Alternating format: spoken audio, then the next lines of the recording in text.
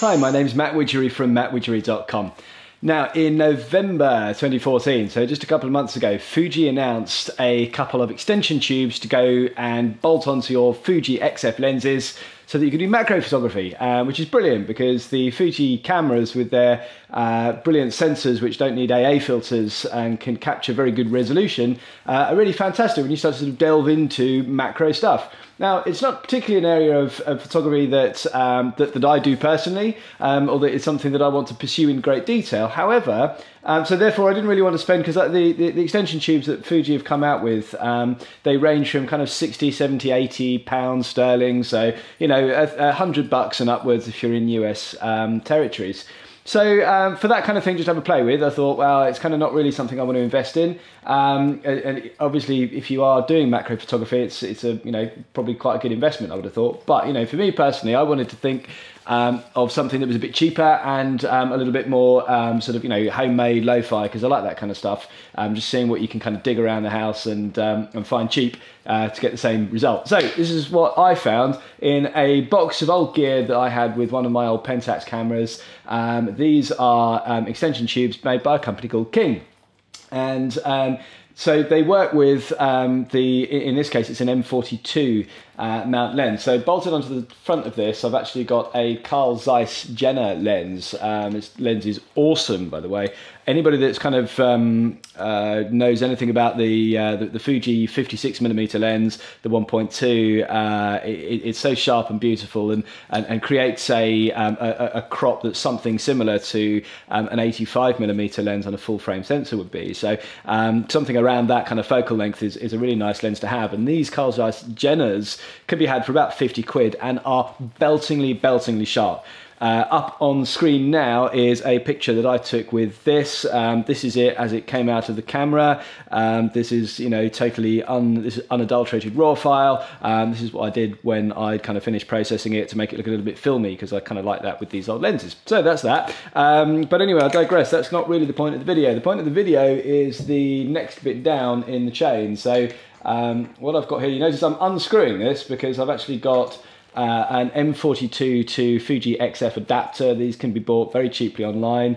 I think I paid about 12 or 13 pounds for it, something like that.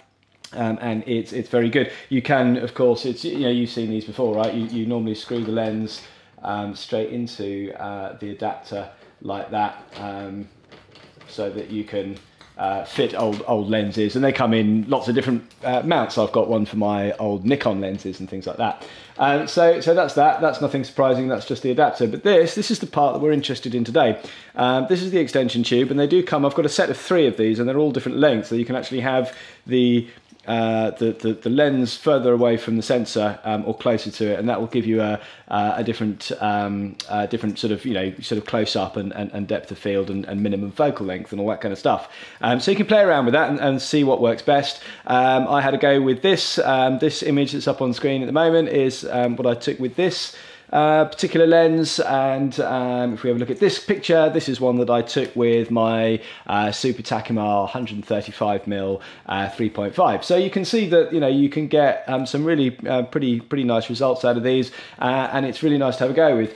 So, difference in price. Well, currently I did notice on eBay that there's a set exactly of these, actually, the King ones, the set of 3, and it's a UK auction, and they want £10, I think, as a buy now price, like $9.99, something like that.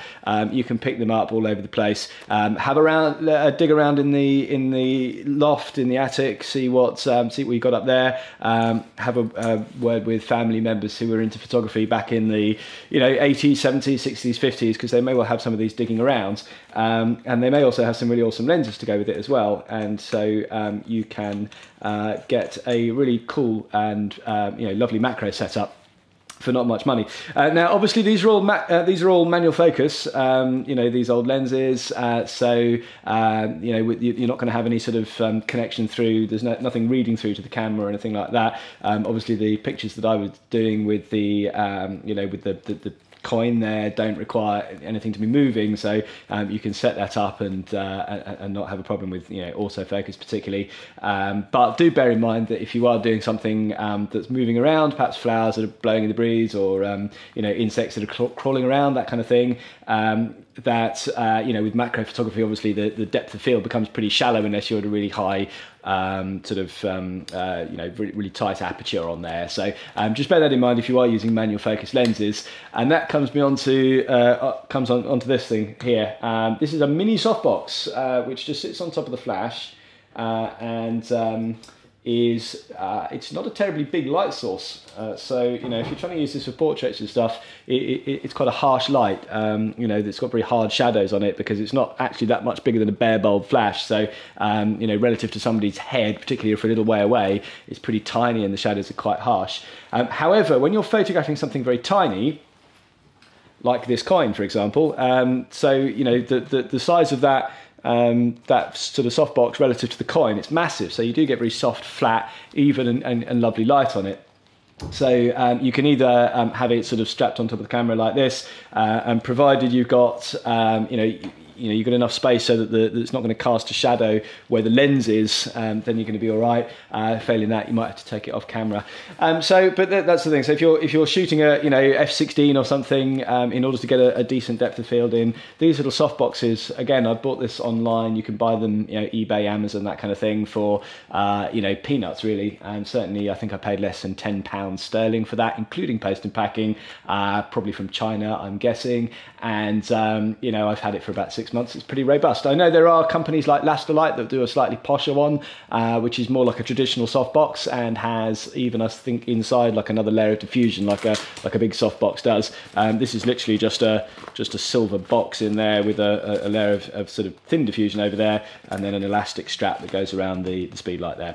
So that's it. That was extension tubes. This whole thing. So you could, if you wanted, on eBay buy, or any other auction site that you choose to mention, you could buy the extension tubes and that lens, that wonderful lens, for probably about the same as one extension tube from the Fuji lineup. So if you're unsure about whether or not you want to be getting into macro photography but want to have a play cheaply, this is really nice. Failing that, if you just haven't got a load of money to spend on gear, this will provide you with some pretty cool results, and it's really fun to have a go with. I actually enjoyed taking that picture. It's not a particularly inspiring sort of subject, but I really enjoyed it. Actually, it's fascinating when you look at the pictures blown up on the screen and just see the little detail and things. I thought that was pretty funky. So let us know in the comments if you have had a play with any of these type of things before, what your thoughts on macro photography, and share in the comments links to your galleries of macro photography. So I want to see what everybody else is doing with their macro photography.